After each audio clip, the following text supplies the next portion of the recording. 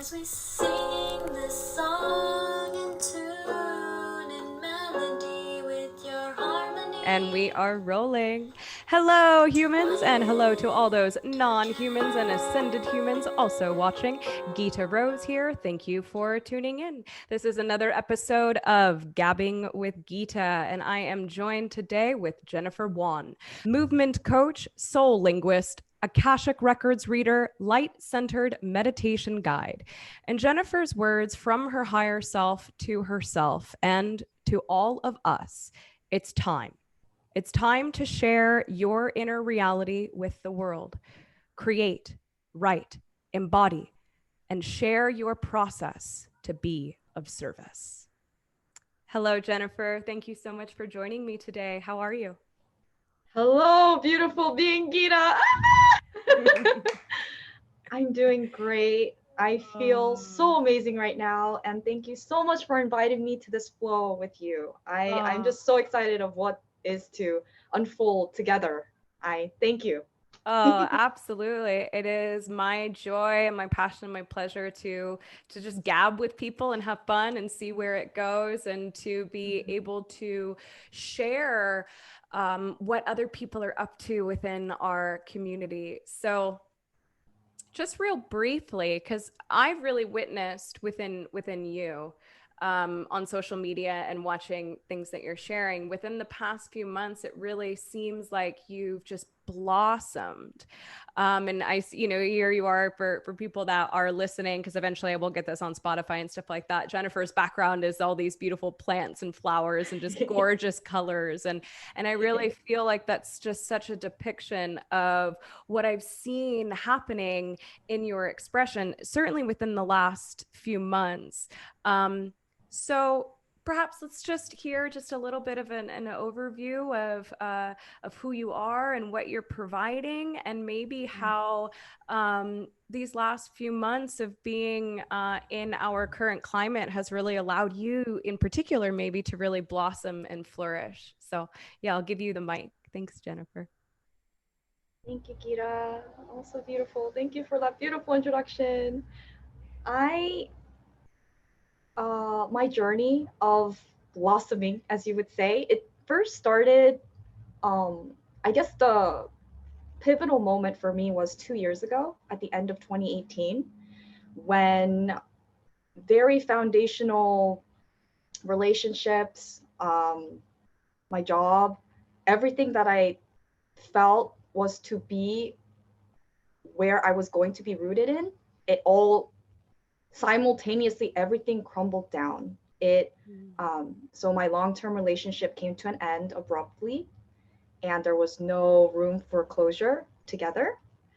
And at the same time, my job of 2 years at Facebook, it came to an end. I was let go as a contractor, and those two events really shattered like what I felt inside was secure and what would always be there. And so it really allowed me to have the space to radically focus on myself and what feels good to me. And so for the past 2 years, I've been on the path of really feeling myself. And that really required me to have moments where I found this grace enter at times. And through movement and through writing, I felt myself. And outside of attachments, of relationships, of family, just myself apart from that. Because growing up, because I am Asian, for those of you listening, I'm Asian. And growing up as a Korean American in the States, there are still cultural attachments with family of how you're supposed to be and being a good daughter and doing this, that, that. So I've always been in that. And then the thing that happened 2 years ago really made me aware of how attached I was to every single one of those obligations and relationships and family, like obligations, like everything. So I really wanted to, there was something in me that said, like an inner voice that I felt, okay, this is the time to radically focus on yourself. Like this is the time. You're not gonna have like if you continue on as you were, then you're not going to have that opportunity. So that's when I found movement. So I've been healing through movement, feeling myself liberate through movement, and free expression dance in my bathroom, and writing. And I'm a huge fan of the OA, the Netflix series. So that kind of I watched that in 2016, but I rewatched it for some reason at the end of 2018 as well, and that kind of allowed that language of movement, of releasing and healing through movement come into my consciousness. And then so the past 2 years, there's a lot of things I want to share, but to give you an overview, I've been on the path of healing myself and feeling myself and hearing myself and expressing myself, like not keeping it all inside, but expressing. So the past few months, I've been effortlessly feeling like my process of doing that for myself, if I share that energy, that presence through video, through music, through writing, that truth frequency will be broadcasted and transmitted to others who witness it. And so that's what I've been doing. And that was a long intro, but oh no, it's perfect. No, it's beautiful. It gives a nice foundation for all sorts of things that I'm excited to dive deeper in. And you're so right. Like I've really noticed kind of how free and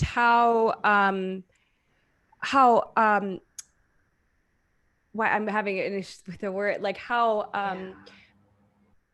much you keep doing, how consistent you are. And that's the word that I was looking for, of just really just putting up new things or new ideas or new ways, or follow this, follow that. I'm doing this. And it's just, and your sparkle and your effervescence is just so clear, at least for me. And I think a lot more people are excited to see what you have to offer and to get a chance to meet you. And I've been talking a lot with people on this podcast or on the Gabbing with Gita show about the idea of pushing through that resistance to allow ourselves the knowingness that we're safe to enough to express.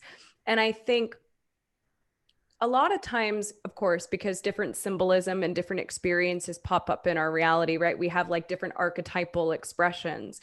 So I think a big teaching perhaps that comes from individuals such as yourself that push through the Asian culture and structure and background can be used as a permission slip or a symbol for structure that is happening within all of humanity, right? But it's just in a slightly more pinpointed mode of expression. Like we can see it just a little bit clearer, but really it's just a mirror,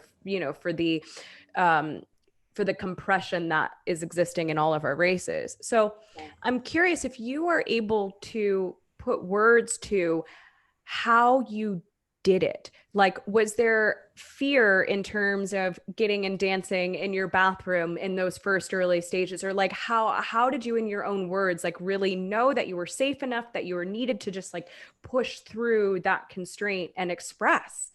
How did you do it? Yes. So, the permission slip that I used, okay, so let's see. For movement, there are on my journey, there are three chapters that happened. So the first one was literally for myself, because there were days where I couldn't even get up. I couldn't physically get up. It wasn't because I was lazy. I literally could not physically get up. So there was an appreciation when I was able to move that hand up from my when I had it, like I was in fetus position on the ground. And sorry to interrupt, but just to clarify, it's because of processing emotion, of denser emotion, of depression, that you were literally not physically able to move. Yes. Some days. I totally resonate with that. I think a lot of us have been in those places. And I love that this is the depths that we're taking it to, because I think so many people understand that expression. But I just wanted to clarify that it wasn't any other type of, so beautiful. It wasn't just the other day. I was healing through abandonment, trauma of what's next. Then I just felt stuck.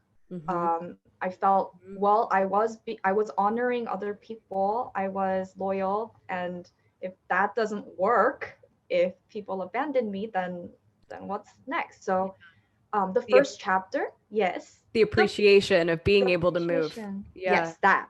And then the second one was actually for myself, allowing myself to move, dance, freedom of expression without any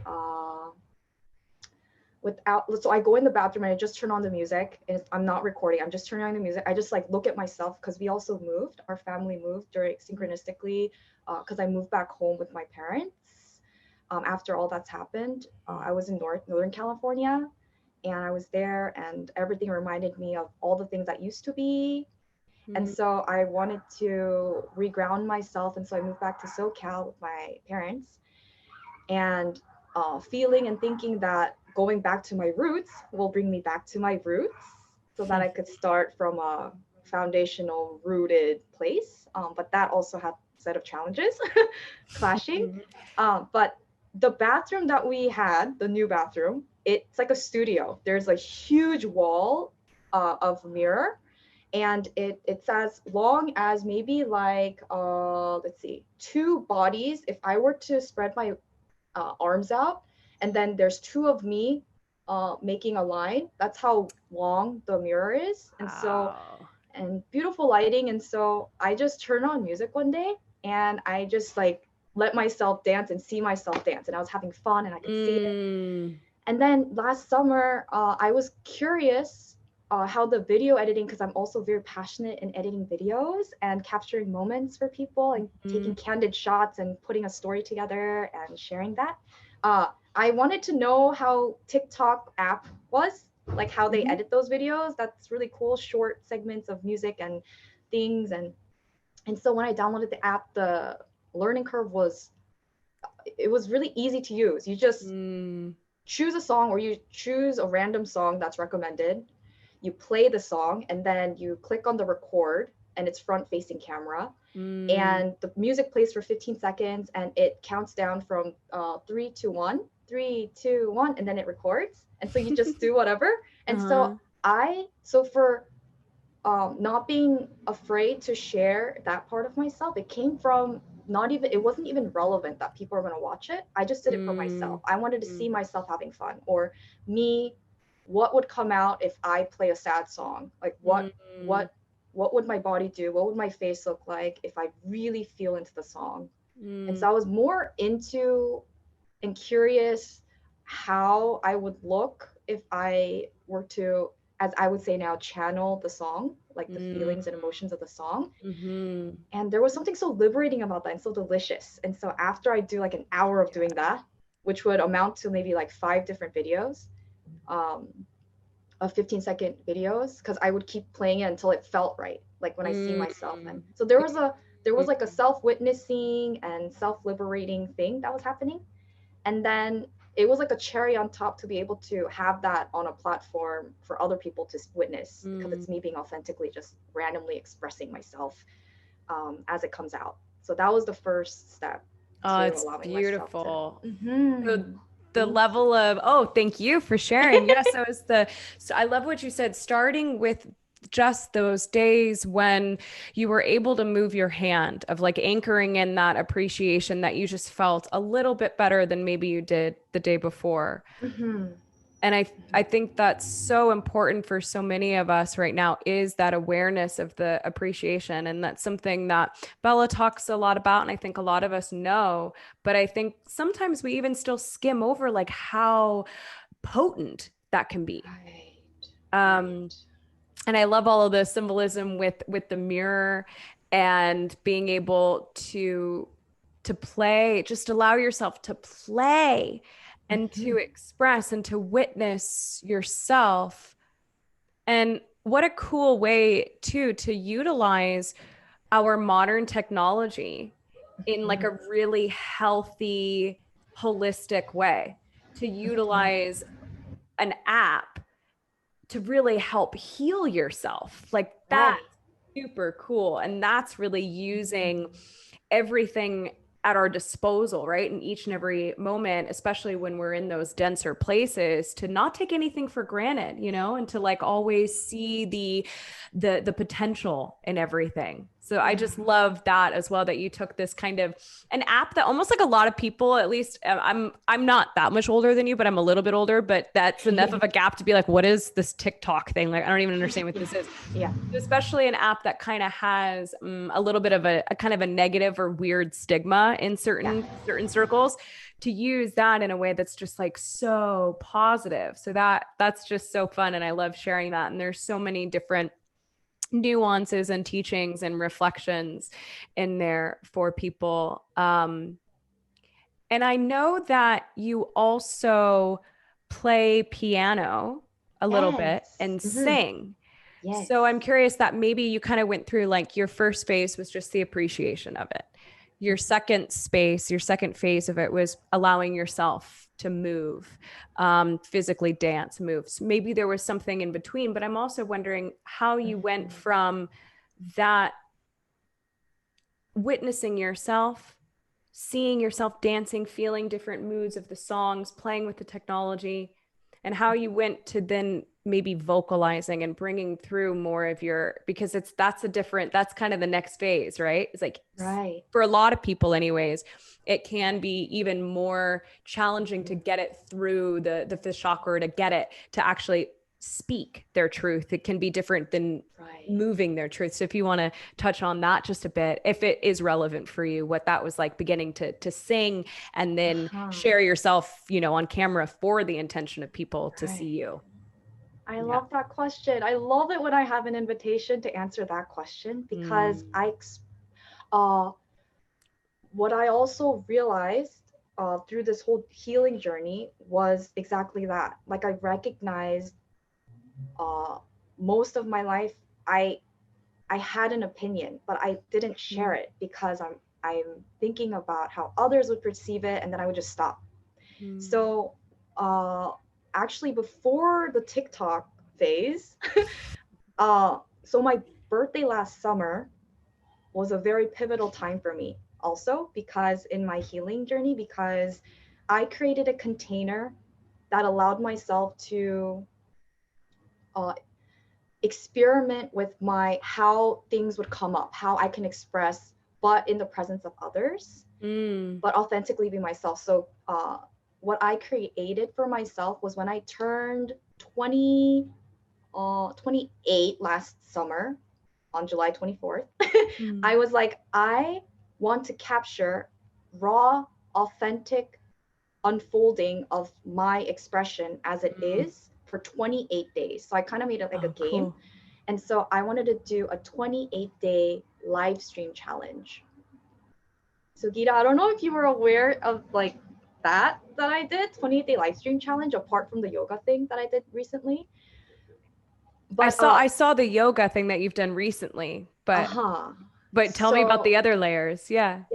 So last summer on my 20th birthday, I started this 28-day live stream challenge for myself, to show up for myself and for others and experiment with my expression. So how I structured it in the beginning was, okay, each day I'm going to focus on a theme of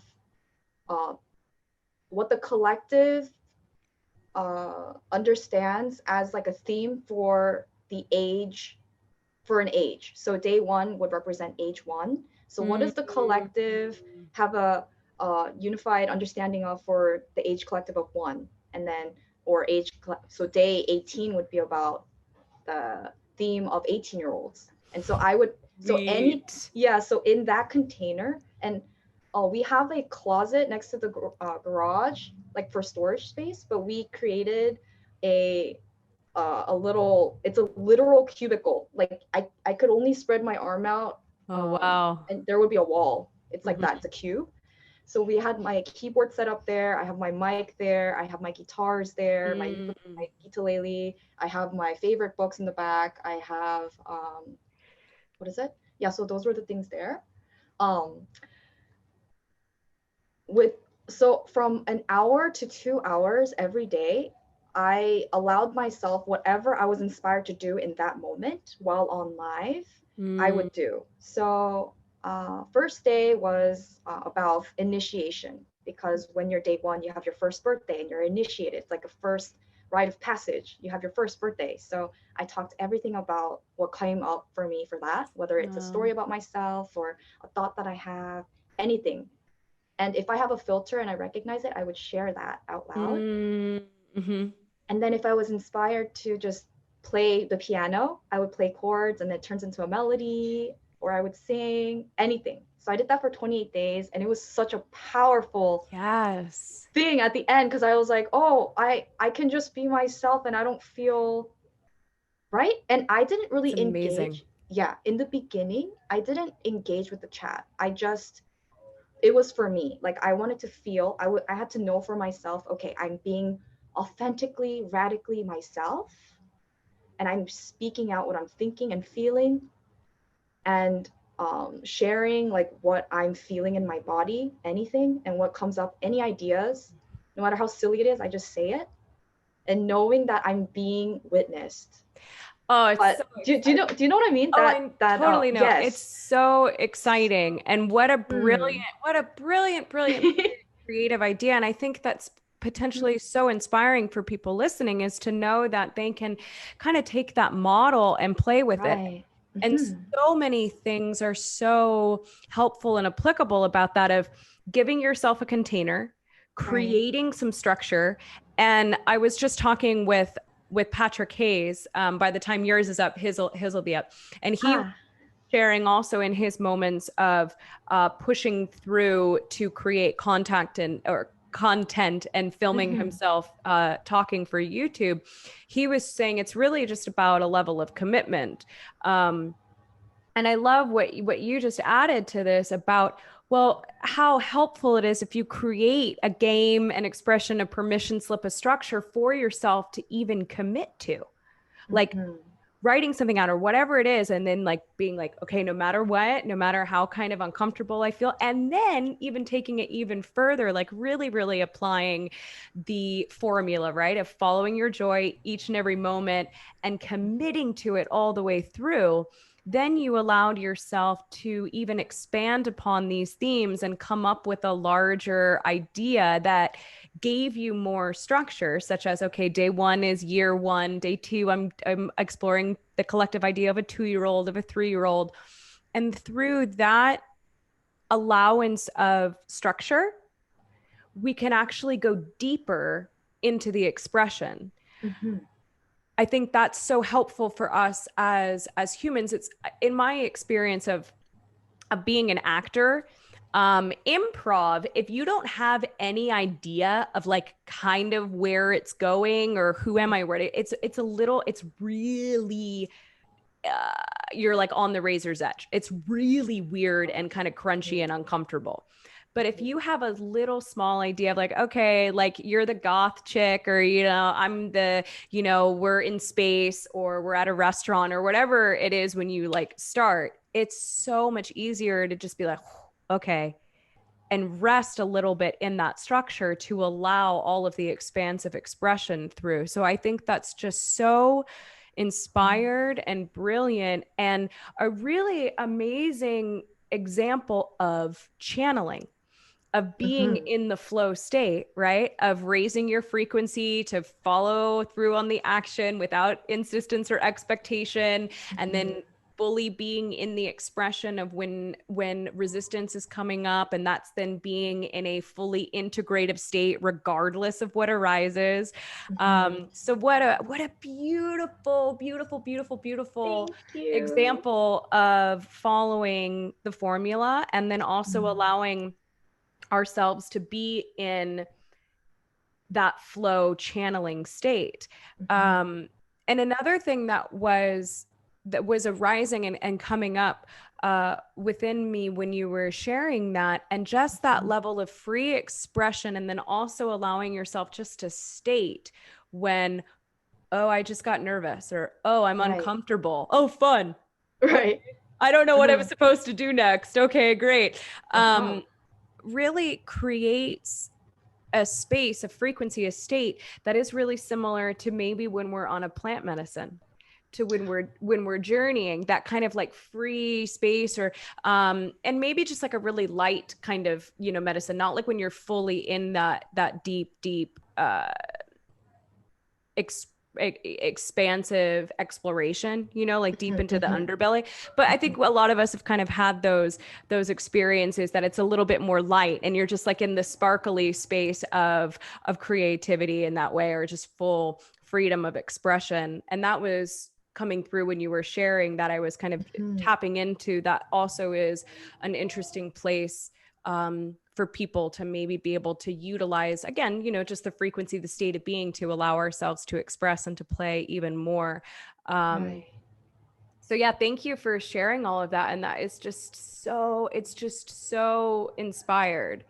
And I love also too, how at first you didn't engage with the chat. I feel like that's really such an empowering thing. It was just for you. And then did you begin to engage with the chat? Yeah, so then I realized, okay, I feel secure, like for myself, like I feel secure speaking out what I'm feeling and what I'm thinking. Okay, now I feel like, now let's try to get the energy of other people to enter my space. Let's see how it feels. I realized I was able to balance, okay, I know what I feel and I know what they're feeling. They're asking questions about my life, about my expression. Okay, I'm feeling anxiety. Okay, it's probably because I'm aware of where maybe like they're coming from this place. So I'm even speaking this out loud. So being able to do that. But what's really interesting is you mentioned the formula, and you mentioned the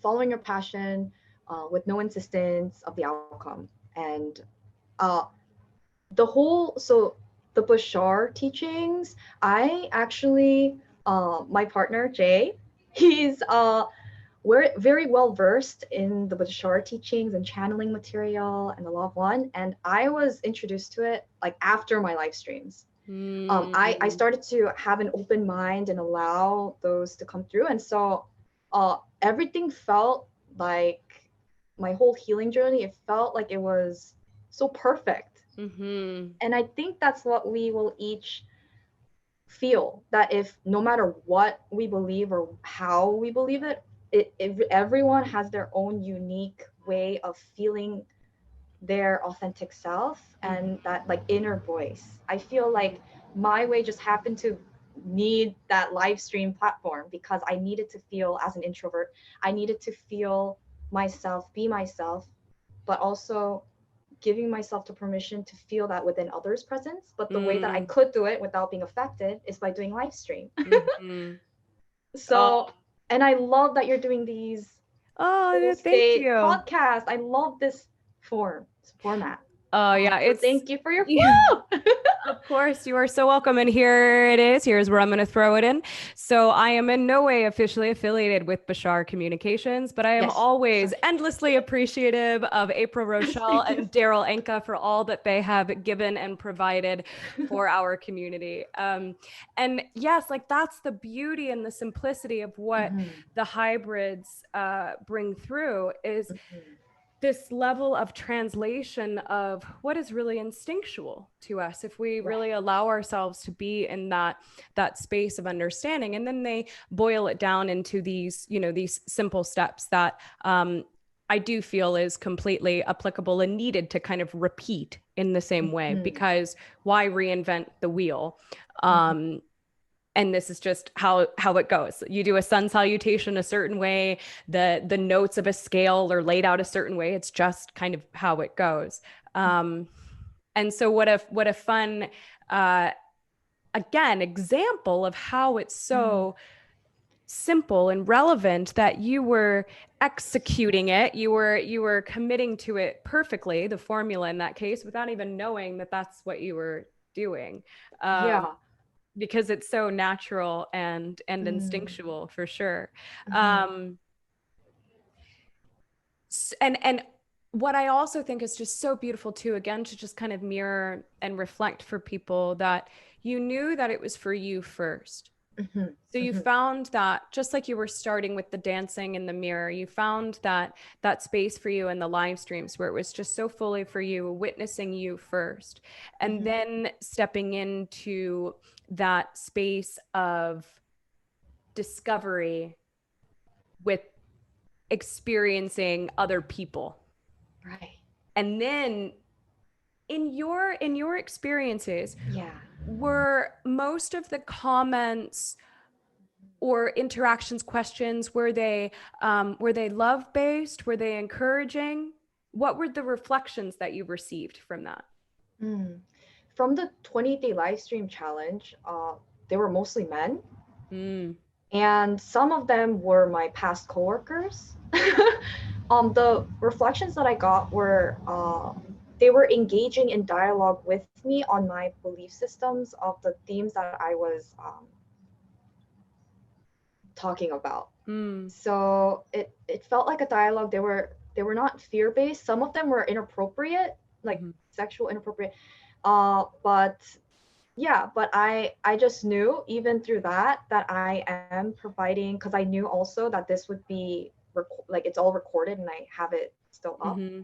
So I knew the fact that I was being raw and authentic with Mm. my processing and thinking and feeling, just like speaking it out and being like just like channeling, as I would say now. Like I didn't think that before, but Sure. channeling. I knew that I was doing something that was much more bigger than myself, but I needed to do it for myself. So Mm. even receiving comments that were inappropriate, I didn't really bother me. It didn't like shatter my world, like, oh Mm-hmm. my god, I can't believe he said that, or I can't believe he doesn't agree with what the way I think. It didn't feel like that. Mm. um Mm. and but yeah, I feel it was balanced. But what I recognize now, because about a month and a half ago I started doing the Kundalini yoga live streams, Mm-hmm. and that came in my life when I really needed to. There was just no structure in my life because I'm flowing, and there was just no structure. And it got to the point Mm. where I needed some sort of structure, and Mm-hmm. so I wanted to bring the live streams back. And I love doing the Kundalini yoga practices from Camila. She provides a Mm. 10-day transformational Kundalini yoga practice that's an hour long each day, and they're all different. Mm. It's so powerful.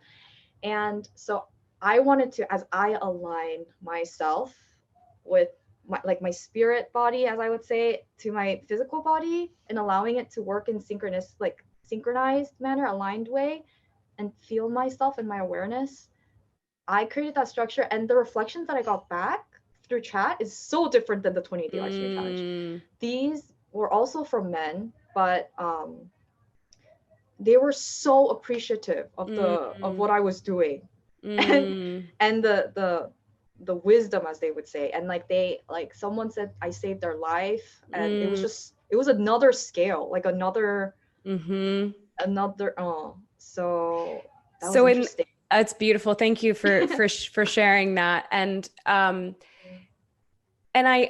I feel for myself that Yeah.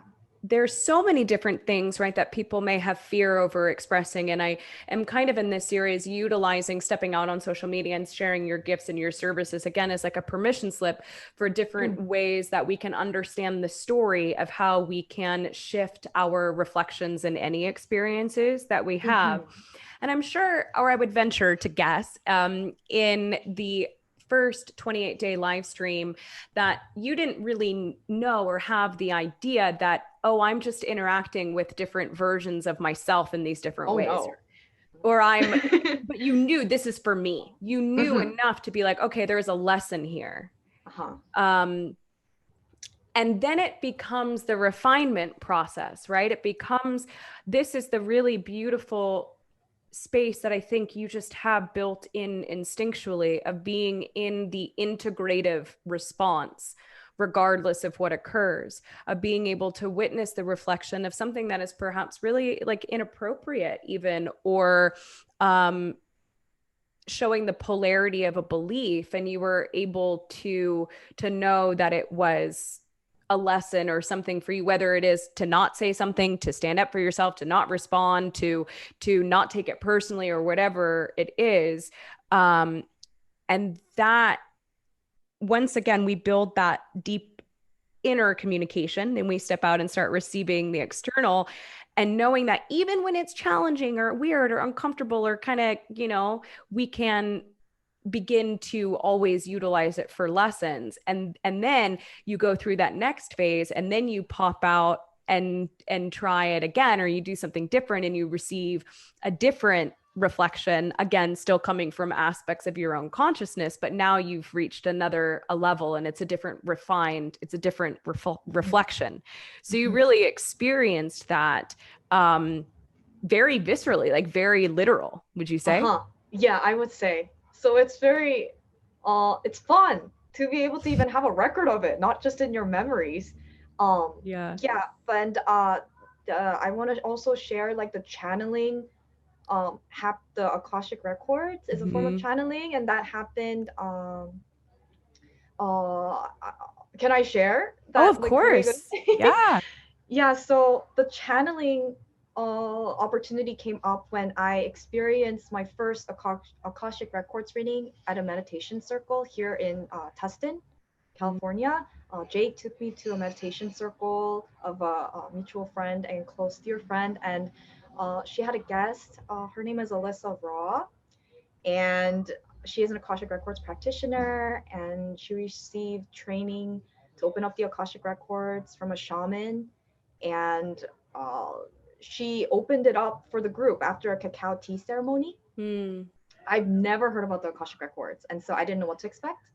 She guided us through a 13 spheres of light meditation for protection and grounding, and I immediately felt something different. I felt this deep presence, essence feeling. I felt myself crying. I felt deeply lost into her meditation. And then after she said a prayer, and then she said, and now the Akashic records are open. And then she said something like, you may now ask your questions. And of course, I didn't have any questions come up. I was just like really mesmerized by the whole experience, because I was so deeply, it felt dreamy. It felt like we were surrounded by divine presence. Like when you enter a Catholic church and you feel that like quiet, like it felt like that kind of atmosphere.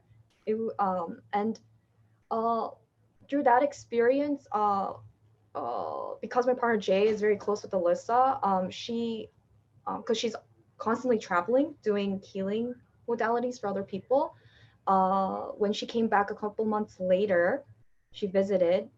She was in the process of creating a program to help train other people to open up the Akashic records. And I happened to be in a place in my life where I was, again, hermiting, and I needed to just be away from people and not even talk to anyone. And but Alyssa needed help with video editing for her program.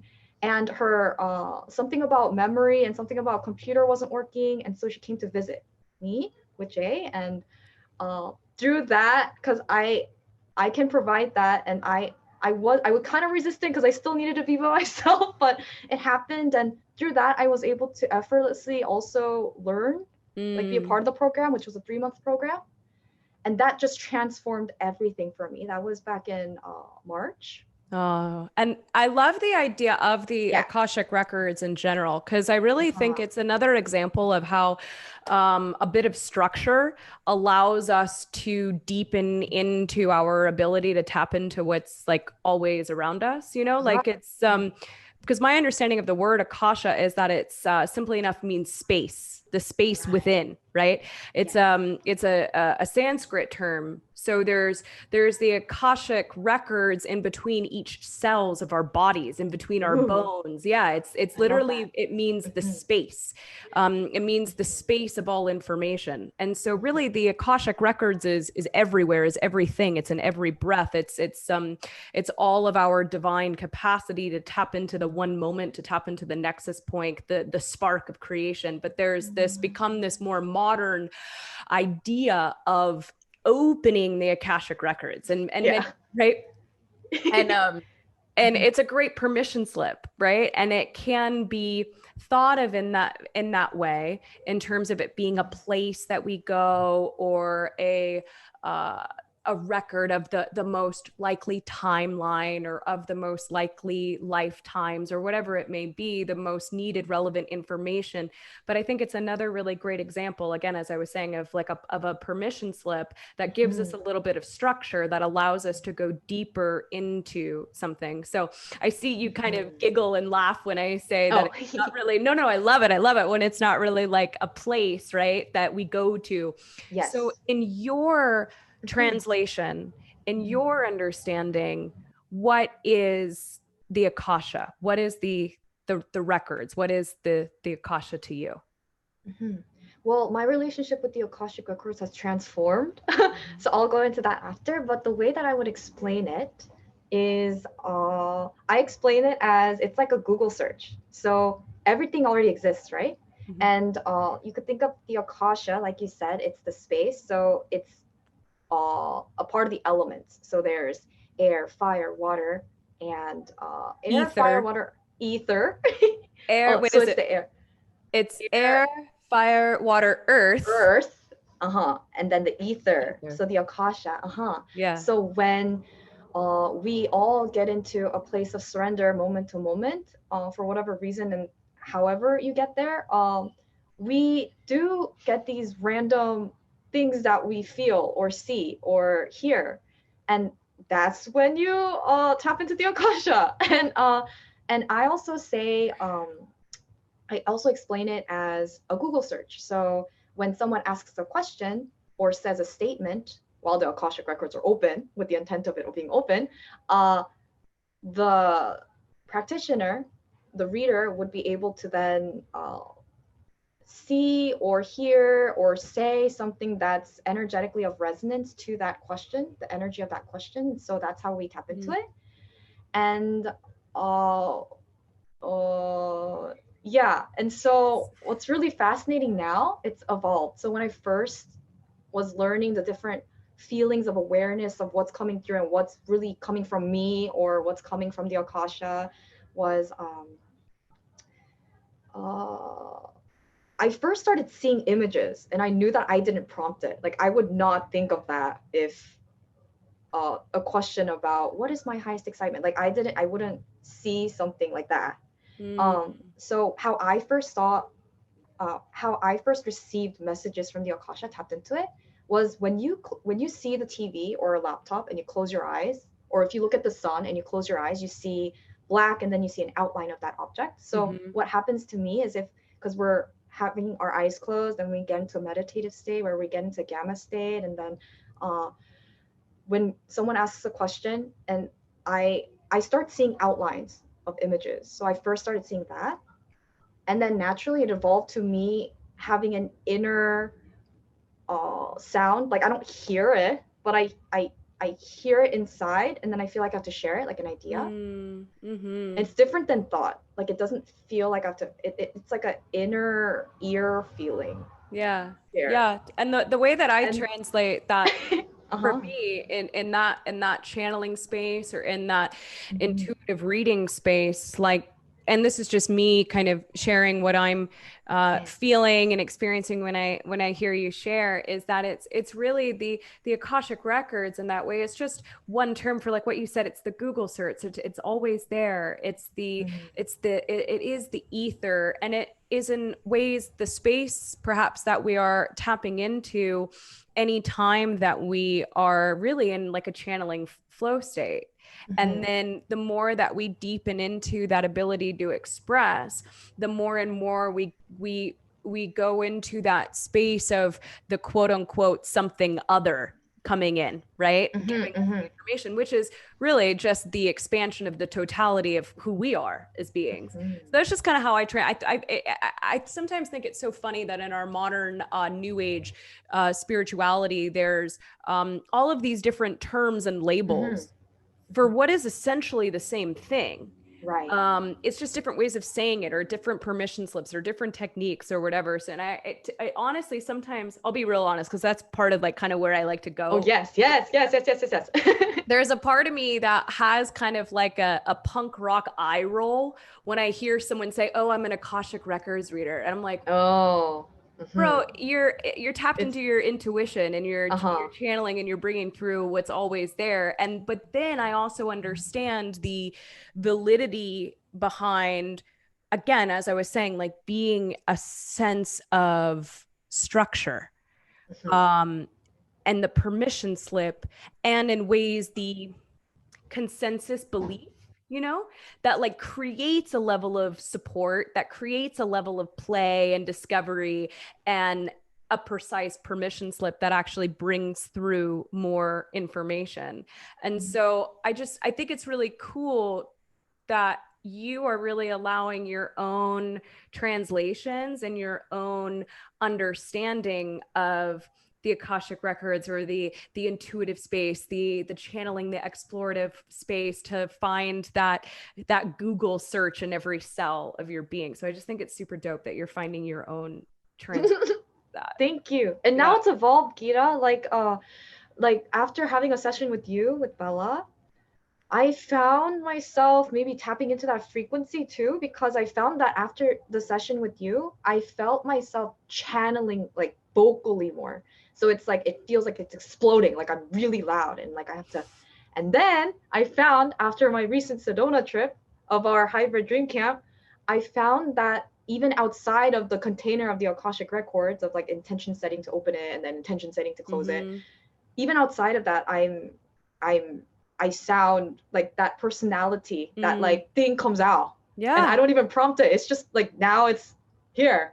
And, go ahead. Yeah. Oh no, and the transformation that you've seen of me, like just being like really present online and like just being myself and expressing, I think it has to do with that hybrid dream camp that we had. Something about that whole experience. It has to do with you. It's every action that you've taken. It's every dance in the mirror. It's every song. It's every reinterpretation and alchemization of a comment, of a lesson. It's everything that you've done thus far to do that. And sure, there may have been specific things that were offered in that camp, that helped to further activate, but it was also you that made the choice to implement it. And I love you, and thank you so much for your appreciation and your encouragement. But Bella has trained me really well, and I'm always gonna redirect it back to I'm always gonna redirect it back to the individual, to take appreciation and honoring of I don't do anything. And it's really too like the idea of a healer, right? We can't ever heal another individual. We just hold the space of the healed vibration, and it's up to that individual to shift, to make the changes or not. And that's the utmost empowering idea, right? Because like we're in this experience where there is this idea of a God that's outside of us. There is this idea of the Akashic records as a place outside of us that we need to ask for protection to enter, that we Oh yeah. Wait, I need to share something about that. So there was a powerful moment in Sedona when we were very close to the Bell Rock, and I just felt like we should try channeling like next to it. And so Jay recorded like live stream of me just like letting myself channel. And because of my permission slip, I did the 13 spheres of light meditation. And there was this energy of like, kind of like the energy of like, oh, I'm saying my ABCs, but I don't know why I'm saying my ABCs. Like, but we're just gonna do it because she's doing it. Like energy. And so I totally get it. But yeah, there's something that fundamentally shifted, and it's evolving, and I see it in everyone, and I'm just so grateful that I'm liberated to this extent right now, because like you've like invited me to this space to share my flow and how I've unfolded and unfolding, and I really admire your like presence and your ability to just activate. And you're so sweet. Yeah, thank you. You are so very welcome in it. I love what you just said about it being like, oh, she's just saying her ABCs. We're just gonna go through that. She doesn't really have to do that. And even having the conscious awareness of watching yourself doing that, and finding this beautiful space where you're not judging yourself. You weren't maybe going into a space of like almost like a psychotic break of being like, oh my God, like I don't actually have to, oh, I'm God, not oh my God, but oh, I'm God. And like going into like a scary space about it. Uh-huh. But I can almost feel in that moment like the sense of humor that your higher self was showing you, or that the connections with the hybrids or the energies of Sedona. I feel like there was a lot of because within the space, within the Akasha, there's everything, right? So I feel like there was a lot of different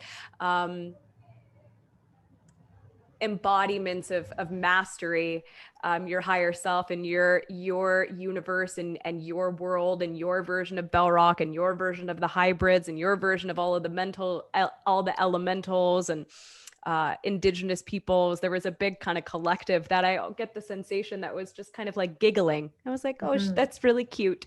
You're so cute. You don't really have to go through that, but that's so cute. And then I really get the feeling that you were able to feel that. So again,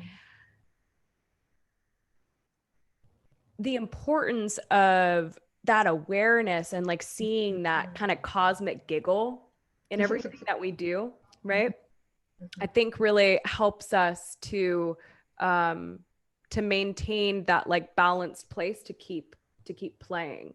Because I really think that like the channeling base is our total natural state. Like I don't know how many times we've heard people say this in different ways. It is the embodiment of the formula. The channeling state is the embodiment of the formula, or being in whatever you want to call it, the intuitive state, the reading state, the psychic state, the clairvoyant state, the clairsentient, like yeah, so many labels. All so the many same thing. labels. Reading the Akashic records, like that's our natural place. And like really what it is that we're working through. And it is about a certain level of commitment and dedication. And that's why I do use the word work rather than playing with, because like it's a reality that there's like a certain level of push through the conditioning, through the stifling of it. And it's once we kind of move through that, then we're in the space all the time where things don't have to be open or closed or in the zone or not in the zone, or afraid of what people are going to say or not going to say or whatever. It's like once we have cleared enough out of the basement, cleared enough dust to allow ourselves to just be like fully expressive, we set the intentions of opening it or closing it instinctually without even knowing it. Right. We're constantly moving through that synchronicity flow of it. And again, the idea of like needing protection for it, Bella says all these things for a lot of time that I think are really beautiful. Sometimes she'll say, she reminds people, you are safe for your safety itself. Oh, I love that. Okay. You are worthy for you are worth itself. You are loved for you are love itself. So it's like that state of protection is the state of the natural self. And it's just through all these different beliefs and conditionings and stuff that we have the experience of compression. And that's why I'm so excited to chat with you in this way and to continue to see you to blossom and for people to know and to see you and to feel you and to be able to know that you're there to be able to provide sessions and lead people through different movement techniques or opening of the new definition of the Akasha and playing with the play of the work. I love that. Yeah, playing with the play that is the work of moving through our compression. So a couple of ways maybe to segue is if you want to go into a couple of things, whatever it is you're excited to chat about. And I feel like it all connects because you're so in the moment and in this time right now of really embodying that level of freedom in your expression that just leads to all things. So I know that you have a couple of cool things that you're working on. So if you either want to share specifics or do both, whatever, we've got the time. what it is that you really offer people and how it is that you're able to guide people through these different modalities that you're offering. And then also, and or the super cool thing that you're stepping into doing the dancing with the empowerment of Korean women. So wherever you want to go with that. Yeah. Hey, thank you. Thank you for your invitation. You're so welcome. Yeah. So as you were sharing how we are really tapping into the age of tapping into the age 감사합니다. 감사합니다. It was my mom.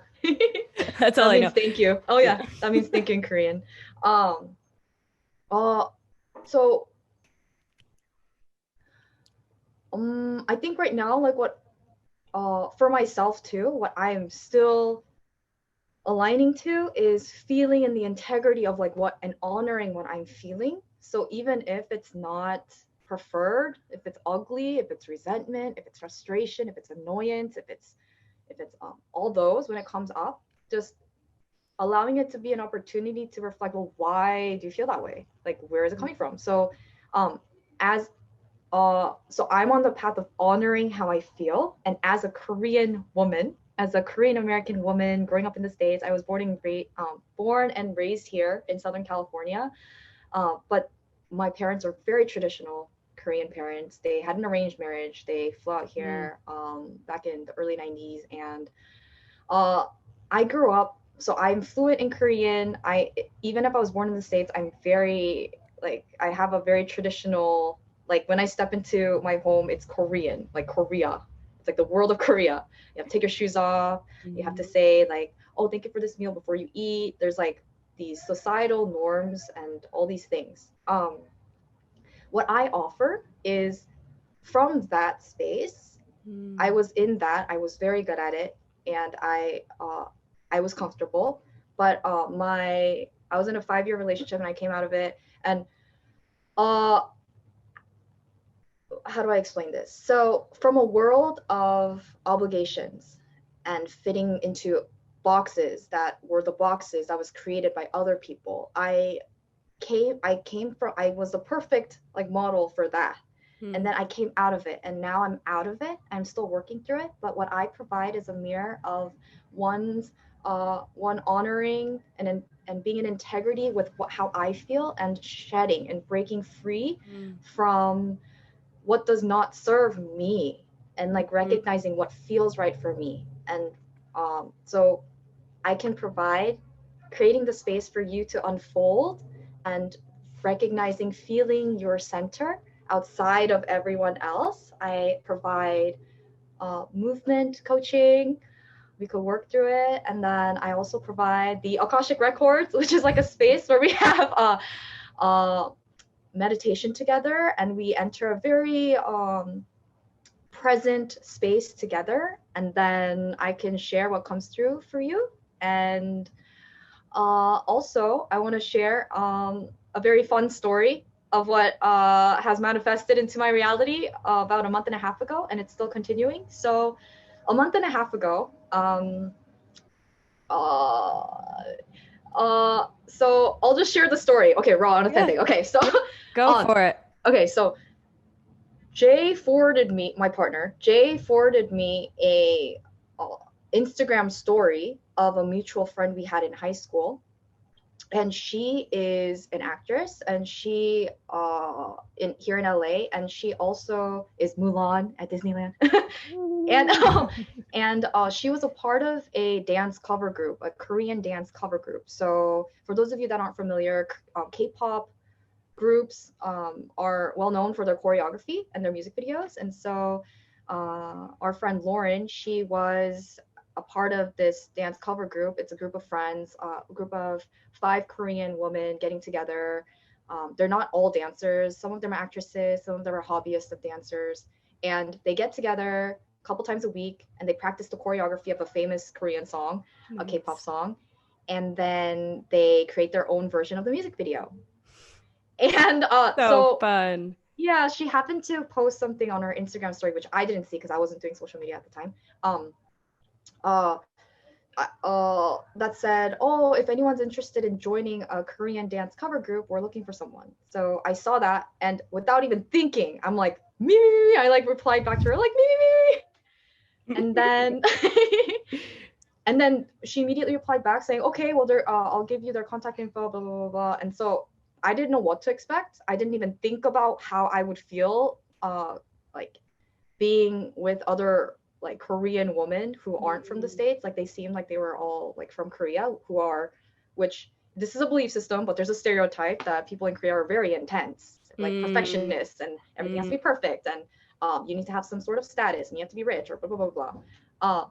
So without even thinking that, I went into, we had our first meeting, and I immediately realized how I don't want to say it from a place of judgment, but it felt like they weren't really like being open with me, which is fine. Like I was like just very like bright, you know, like I'm just laughing. I'm like, oh my God, I'm so glad I'm here. I'm like so excited to like dance with you guys. And I was literally just saying it like that. Like I'm so excited that I'm here, and oh my God, I can't believe Lauren couldn't do it. Like I'm doing it. Oh my God. Like I was like so excited. And so through that experience of having like 2 days of practice, learning the choreography, that was also new for me. That in itself, learning choreography, because I'm so used to doing freedom expression and allowing myself to be limitless in my expression. So being like restricted and having it do it in like a very specific way and like synchronize with other people, that was very new for me, and it kind of changed the pace. And I recognized how do I explain this? The interactions between the Korean friends now, dear friends, they're my age, around my age, so they're all in their late 20s. It felt, how do I say this? It kind of felt like there was a clash. So for an example, how do I give an example? Like there was definitely a level of I'm very like loud and very expressive, and they were more like kind of like holding back, kind of Sure. like I think it's probably something that like there may be, I think no, people listening totally understand that a lot of times there isn't anything that you could actually say that explains the scenario, explains the experience. It's a subtle thing, right? It's always like a soft little thing where you're like, oh, I just don't feel that you're quite as open. Or then we go into the place where we're like, oh, am I judging that maybe you're judging me? Is that in my mind? Oh, right. Everything is in my mind. These are parts of me that are reflecting back to me that are still the parts that are learning how to move and express. Like, oh, right. Okay. So, and for me in those moments, and this has been kind of like my experience in my life. Again, I've shared this quite a lot, but I think for me, I have a really different understanding of expression and embodiment because I grew up in the theater, and because I was so encouraged for so long just to be totally wild and crazy. And I think my connection with the hybrid energy and information, there's like this experience of just kind of like grounding in and like owning your space and knowing in a way that you're providing a mirror and the mirror is providing for you, and you just keep going, right? You just like barrel through, and you're like, okay, or you allow yourself to kind of shift and match or not or whatever. But I think a lot of us really understand that dynamic that you are speaking to, and there isn't a lot of times like a precise example. It's really challenging, but we understand the subtle nuances of what you're saying for sure. But you just said now they're really good friends. So what shifted? How did that shift for you? So I don't quite remember. Let's see. I feel like it was maybe the second practice that I ever had with them. It felt, because the first time we were kind of like caught, like I was being myself, and then I realized, okay, I have to kind of like, you know, calm down a little bit. And like the second practice, there was a lot of teasing going on, but like it was not being mean, but they were like teasing the way like that I moved, that it's like very like stiff, and there was like teasing, and then I would kind of like laugh at it, and we would just like giggle it out. And that kind of eased. So the teasing first started, teasing and recognizing like, because in the beginning it was just kind of like we're just doing the dance, but the teasing started happening, and then you found the giggle. I found the giggle. I just giggled it off, and I'm like, Yeah. yeah, I'm stiff. I move like an animal, and because there's something different. I recognized for myself. Oh, I thought I was fluid, but obviously, like with choreography, I'm not fluid. I can't, and I zone out. But what really shifted was this happened last week. Last week, there was an opportunity for the leader of the group who like teaches the choreography, and she's the one who founded this group, and she opened up to me saying like, Jen, like I just want to share with you, this was last week, but a couple weeks ago, they opened up to me like asking, so we don't know anything about you, like can you tell us a bit about yourself? Like we had that moment like after we did our first music video, and I shared exactly what I shared with you all. Like I shared how my healing journey has been and how I've like stumbled on dance. Like I don't have a background in dance, maybe like a club in college, but it didn't really lead anywhere. But I love dancing and expressing myself. And then I told them about the akashic records, the meditations that I do. And then they're really curious how I get into gamma state, and they're like really interested in how like I was like sharing the scientific part of like our brain and how if you get into gamma state you can receive information. And they were actually interested in learning about that. They weren't just rejecting. And so that actually healed something in me, because in high school, if I shared something that wasn't approved by my Korean friends at the time, then it would kind of be rejected and laughed at. But they were genuinely like willing to listen to what it was and willing to have a session with me. And so last week when we actually had a session with one of the girls, which was like a big moment for me, that was such a huge moment for me. That's a bridge, like that. And so she shared something after the session. She shared with me, Jen, like you she opened up while also embracing her shadow, which was I want to share with you, like when we first met, like you were so open, like, you know, you and I are Korean, like we all judge, but you are very open to already like sharing everything. Like you were very open, and there's this, you're very bright, like the music video, you had to be kind of like, you know, class, like, but you were very bright. And sometimes you could be too much, like you could make others feel like they're doing something wrong because you're too bright. And that kind of allowed me to understand where they were coming from, because I didn't mean to, because she said I was known to be like the bright positive person. And then she sees someone that's brighter than her, and it makes her kind of feel like a comparison, and she like retracted a little bit. Yeah, so she felt like she was doing something wrong. She's like, am I doing something wrong? What? So that for me made me realize, okay, not that I have to tone myself down, but I do recognize that they're not doing that because they don't like me, but it's because they're like, we're all going through our shadows and recognizing the different mirrors. And so that's a healing moment too. And that's a beautiful, perfect example. Yeah, thank you so much for sharing that story, because again, I think so many of us can relate to that, especially a lot of us that may very deeply know that we are connected to the hybrid lineage, or are still in the process of maybe exploring it and deciding what it means for us. Either way, we are operating at a different frequency. We are. And I think that's an experience that so many people can, again, I was like, don't worry about finding the example, because we know that the subtlety that you're talking about, we know the nuances, we know what that feels like.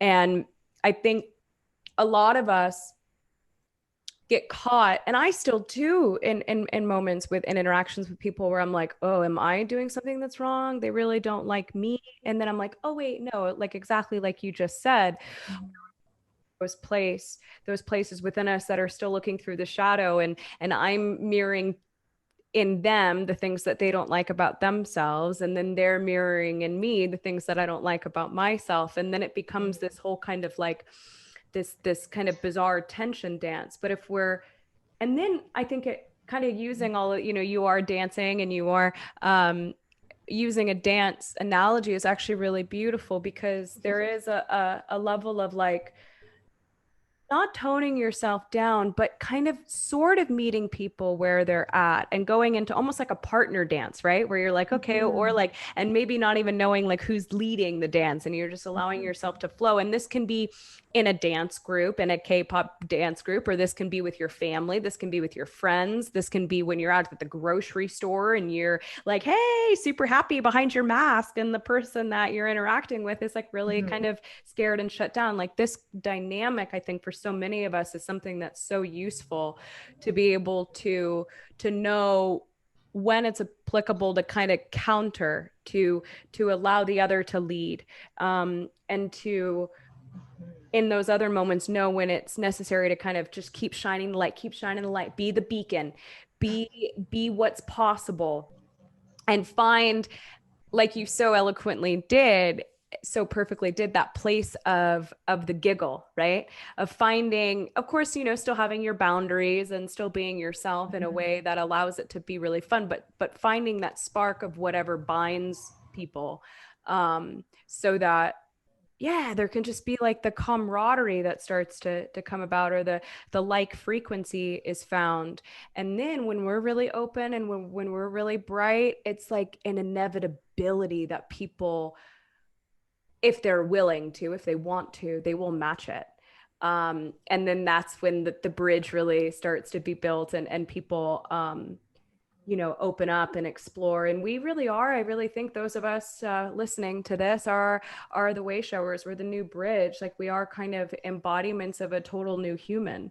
And it's sometimes too, it's kind of, like it's not always easy, sometimes Yeah, challenging. definitely not. Yeah, it Not really always is. easy. And I think that's important to, to share, that is sometimes like it's confusing. And it's what I always remind myself, this is like really taking it to kind of the hybrid connection. I remind myself that if Bella and Bashar were to come and land and interact with us, with humans, it would kill us. We'd be so affected by the difference of their frequency that in order to aim to understand it, we would actually pop ourselves out of our body. Like we would choose to like remove, like most likely it would cause such a psychic and mental shock that we would want to understand it, and we would actually choose to like leave our bodies. And in other words, it would literally kill us if we were to interact with them. So I play a lot of times with the idea that like we are the percentage that's been deemed relevant enough or allowed to exist with humanity right now. Like we're like the highest frequency that's kind of like allowed to be right now. And that's kind of the experiment of it in a way, is we're like, okay, how are they going to react to these, these hybridized human kids that are here and dancing and being super bright? Like, I don't know, let's like watch and see how humanity responds. Like we are really like the first wave of first contact. So maybe that's a fun segue too, to if you want to kind of go into what it's been like learning from the hybrid information after you've gone on your journey. And what that's been for you.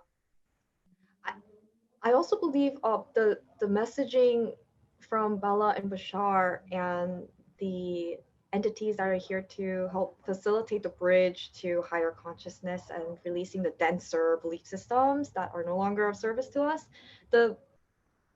The common denominator, I feel like we have to first honor how we're feeling. Like we have to, because most often when we're on this journey, I feel like we're so quick to be like, we have to be this way, but we're kind of not here. Yeah. And so what I feel with the hybrid agenda is the just allowing ourselves to be of service by first honoring the process of us processing ourselves, like honoring ourselves, and in the ways that we Say that again. feel. I sorry, that was so good.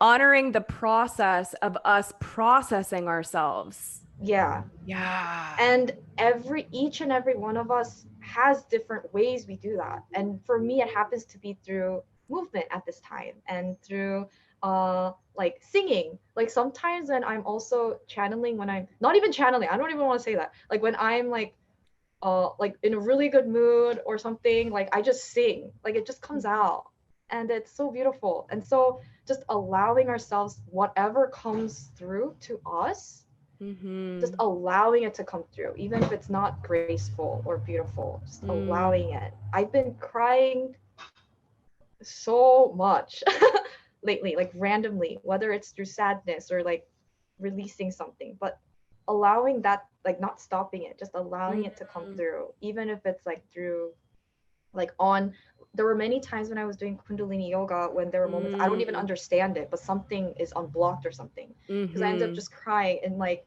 sometimes it's because of like the like deep gratitude or reverence. I don't even understand where it's coming from or what it's for. I just feel so much. I cry. Or sometimes it hurts. Like I feel so much rage and frustration, and I just cry. Just allowing that to be. So what I feel for the hybrid agenda is, the way that I interpret it, is the message is honor what you're going through.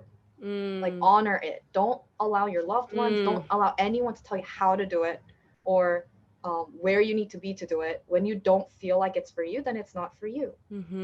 So for me, what I'm doing is, through my unfolding and broadcasting how I'm processing and unfolding, that it will ripple out in reality. Absolutely. Yeah, so that's it. We're all doing our part. Absolutely. In the way that we are feeling. So I feel that with people I'm connected with. I feel that everyone's in their own path. I see it. I feel it. And I'm so grateful that I found my permission slips that work so great for me. Yeah. So great for me. But yeah. So yeah, beautifully said. And it's so exciting for me to continue to share this way and to connect with people like you, where I feel like I know you. I feel like we may have even had, experiences experiences on ships and stuff that we don't remember. I even, like today, I shared this with you before we got on the call. I had to really think. I was like, have I met her in person? And I was like, no, I haven't. I haven't actually met her in person yet, but I like really had to like search for it in this timeline. And it was really, really fun to feel that. And I'm so deeply excited to hear the way that you and Jay and Casey and myself, and it's like I can see and feel it from the hybrids perspective, where they're totally getting it. They're totally understanding the foundational principles of the message and not getting lost in the details of the sci-fi kind of experience. Because even in this now, I'll be honest, like I kind of asked that question in a way where you could have gone to my contact experiences, seeing lights in the sky. I'm talking to what's it's, I'm doing all, but no. And I do this. I know when I'll be honest, I know when I do this purposely, where I kind of like play the trickster in that way. And I was really curious to see where you were going to go with it, and honoring what you're feeling in the moment and honoring the process of the processing. Chills. And again, for you and for other people listening, and for the part of me it's just honoring the unfoldment of everything that's happening. It's a really fun game, permission slip, to play. It's to pretend like, even just that little sound, I don't know if you heard that. I heard it. Yeah. how would it feel to step into Bella or Bashar's perspective and to watch us having these conversations, right? And they're like, oh, they got it. They didn't talk about the lights in the sky. They didn't talk about calling in the UFOs. They said, oh, sister got it. Yeah. Oh, beautiful. I do have something that came up that I want to share in Please. regards to this. So I am gonna bring ship in here. So what I like to share is we're creating. Here, doggy, doggy. Sounded like a doggy. Oh, that was the blinds. My brother just opened Okay. the window. Opening the windows. Unveiling. Oh my gosh. Oh my god, I'm having so many chills. Create our ship. Creatorship. So creatorship. So we are the creators of our ship. And what I recently watched the First Contact documentary. So it's all about Darryl's unfolding with Bashar, and there was something that stuck out. So he mentioned something about, maybe it wasn't in this documentary, but hello neighbor. Hello neighbor. Just in my patio, having all the clicks in the audio and the sounds and the windows opening and everyone's here walking by. Everyone's here. Yeah, everyone's here. So they navigate their ships. This is going to be a little sci-fi, but it came through, and I do believe this, and I actually brought this up in the car with Jay too. Or science truth, I guess. I love that, science truth. I love that. It's probably not 100% correct, because our science wouldn't validate it as truth. I guess it would be like ET science truth. I don't know. I'm trying to figure out I'm playing with a new way of translating science fiction. But we'll get there. But anyway, so they navigate their ships, they like teleport or whatever with their conscious awareness, like boom, I think this way, I'm going to be there. So I feel like to answer your question of like, what do you think about the hybrid agenda, the hybrids? So in that theme, I feel like we're in the process of training ourselves to feel, or like to purify to the point where we can feel our own unique key point, right? And then our own unique key point. Everyone's one, but own unique key point, and then from there being able to navigate. Because right now, even with our loved ones, like if we're not here first, like we're so like we're taking a part of their key, and it's not really so purifying and feeling what it feels like to be in our own energy is what I'm practicing to do. Absolutely. And I am still practicing to do it because I get so affected every day, but like just like, hello, how do you feel? We all are, still practicing that. And because especially right now with everything that's going on, like this is the master class, right, of the experience. To be able to keep staying in that focus of our ship, right, of our body, that's the ship of our connection with Gaia as her own spaceship. Like absolutely, it's so completely the process, and we just keep coming back to it. We keep coming back to it. There's moments where you forget, and more we get better and better at doing it. And there's again why I'm so excited to see you blossoming and stepping out during this transformational phase that we're in, and why I'm so excited to continue doing this series is to offer for people all of these different examples of all of these different versions of the uniqueness, and also versions that we can see of ourselves, right, in another version, being able to see it simultaneously of all of the different tools and understandings and translations. And I think, I know for myself, I love listening to like long talk podcast format like this. And I do it while I'm doing the dishes, or while I'm, if I'm working out, or while I'm doing an art project, or whatever it is. And it's through like the osmosis, right? It's like just through just hearing it, and even just like getting like one little nugget that's like, oh, I never thought about it that way. Or like, oh, that was, and offering just different ways to see the buffet, all of the different ways that we can continue to translate things to help us be able to be in that navigation of our perfect, unique expression of our creatorship.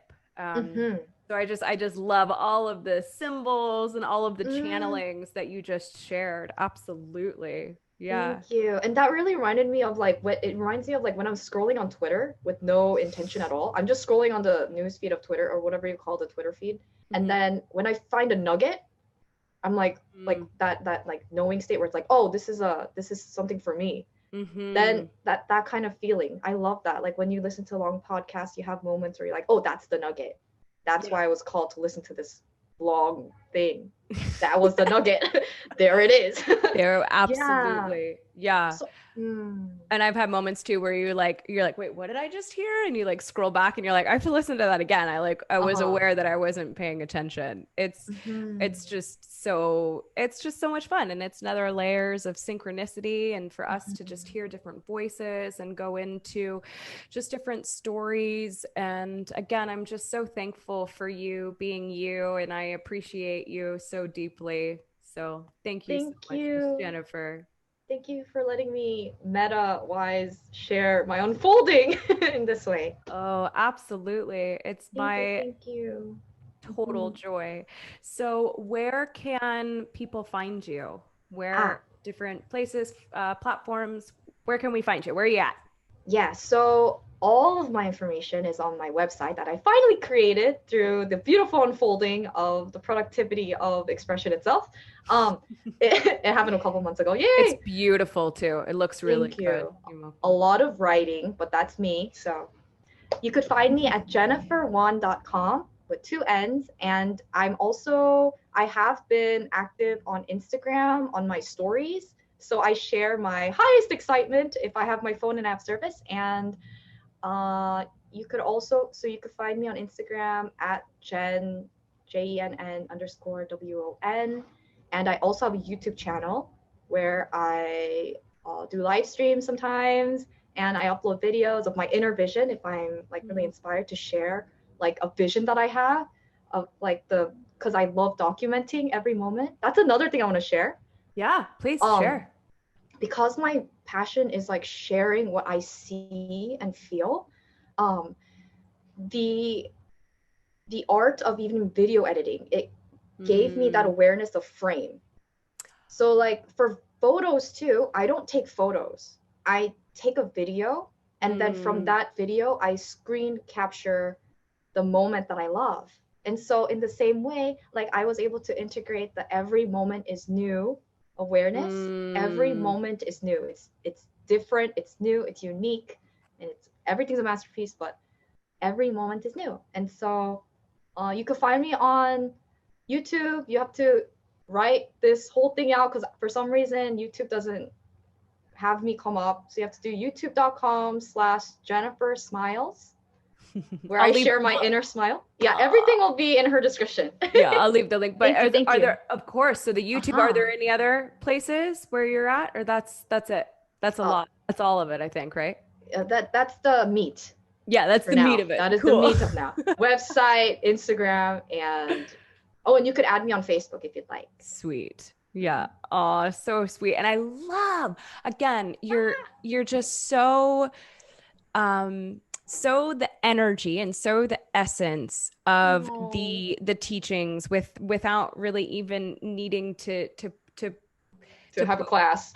Yeah, or to put like what seems like any effort into it, and not demeaning your experience of pushing through the challenge, but there is just this essence within you that really just reverberates off in terms of you embodying the frequency of these core messages. And so just what a fun permission. I thought you were gonna say the F word. I thought you were gonna say what a I mean, I almost did, but okay. I put the same emphasis and fun. Oh, thank you. Okay.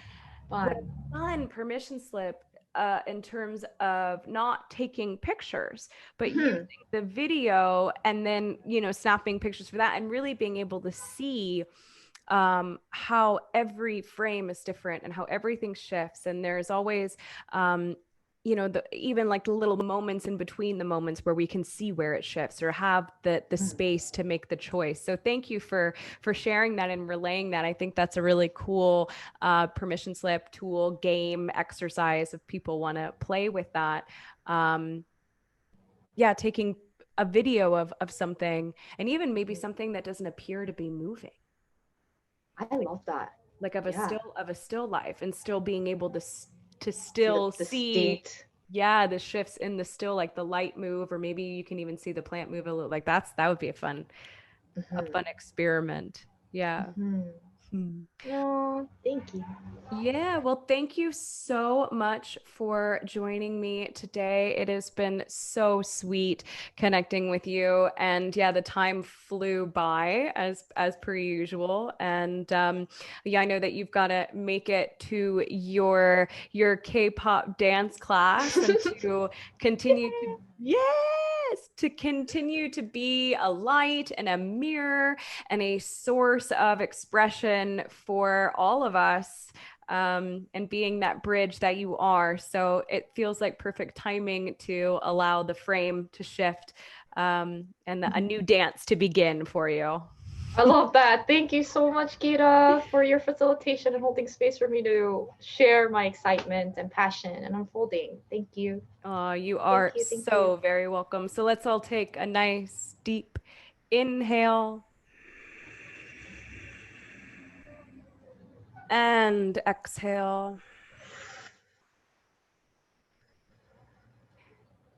And appreciation for all of us for being here today.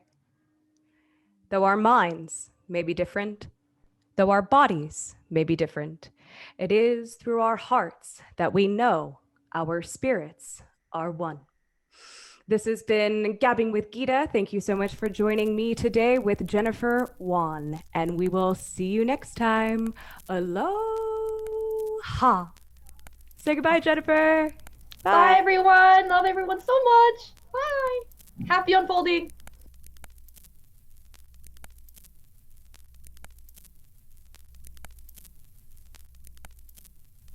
As we sing this song in tune.